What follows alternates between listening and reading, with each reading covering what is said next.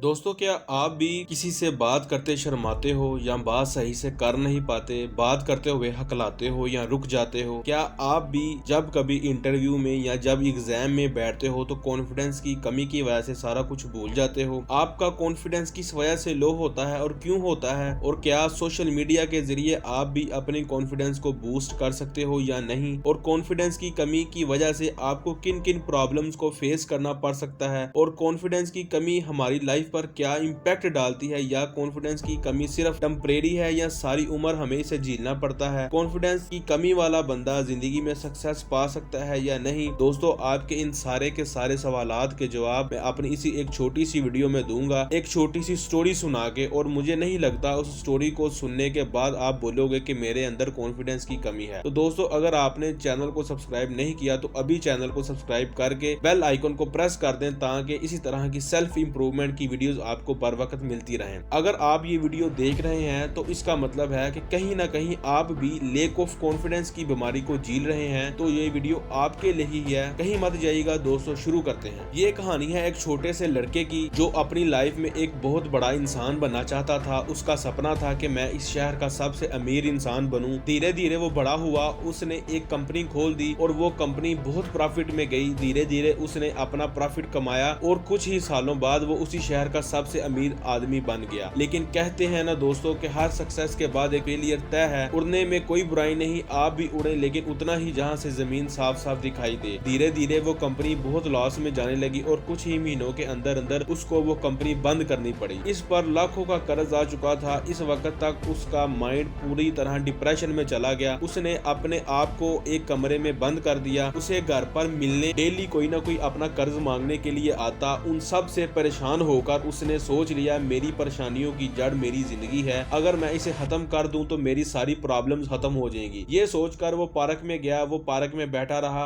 और रो रहा था। तभी उसके पास एक बूढ़ा इंसान बैठ गया और वो उससे पूछने लगा, तुम क्यों रो रहे हो? क्या तुम्हें कोई परेशानी है? उस लड़के ने कहा, मुझे कोई परेशानी नहीं, तुम मेरी परेशानी दूर नहीं कर सकते, तुम यहाँ से जाओ, मेरा टाइम खराब मत करो। बूढ़े आदमी ने फिर से पूछा कि क्या तुम्हें कोई समस्या है? हो सकता है मैं तुम्हारी मदद कर सकूं। उस लड़के ने कहा, 10 लाख रुपए चाहिए, मुझे दे सकते हो? उस बूढ़े आदमी ने मुस्कुराकर अपनी जेब से एक चेक निकाला और उस पर 10 लाख का अमाउंट भर दिया और उस लड़के को दे दिया और उसे कहा, ये लो 10 लाख का चेक। उस लड़के की आंखें फटी की फटी रह गई। उस लड़के ने उनसे पूछा कि आप कौन हैं? तो उस बूढ़े आदमी ने कहा, मैं इस शहर का सबसे अमीर आदमी हूँ। वो लड़का खुशी से झूम उठा और उन दोनों ने फैसला किया 1 साल बाद फिर से यही आएंगे और वो लड़का उस आदमी को 10 लाख लुटा देगा। वो लड़का घर गया, उसने उस चेक को निकाला और उस चेक को देख रहा है और अंदर ही अंदर में सोच रहा है कि एक ऐसा इंसान जिसे मैं आज तक मिला नहीं, जिसने मुझे कभी देखा नहीं और जो मुझे जानता तक नहीं, उस इंसान ने मुझ पर भरोसा करके मुझे 10 लाख का चेक दे दिया है। तो वो इंसान जो मुझे ना जानकर भी मुझ पर भरोसा कर सकता है, तो मैं खुद को जानने के बावजूद अपने आप पर विश्वास क्यों नहीं कर सकता? उस लड़के ने उस चेक को संदूक में रख दिया और सोच लिया कि मैं अपनी लाइफ में जो भी करूंगा अपने दम पर करूंगा। इस चेक का यूज मैं अपनी लाइफ में कहीं भी नहीं करूंगा। और पूरे विश्वास के साथ उसने फिर से काम शुरू कर दिया और फिर से काम करने लगा और करते करते फिर से कंपनी शुरू कर ली और फिर उसी कंपनी को उस शहर की सबसे बड़ी कंपनी बना लिया। 1 साल गुजर गया। दोनों ने एक वादा किया था कि वो दोनों 1 साल बाद उस पार्क में आएंगे। वो लड़का वहाँ पार्क में बैठा रहा। वो लड़का उस बूढ़े इंसान का इंतजार करता रहा। 2 घंटे तक बैठा, 3 घंटे तक बैठा, लेकिन वो बूढ़ा इंसान नहीं आया। और कुछ देर बाद वो बूढ़ा आदमी उस लड़के को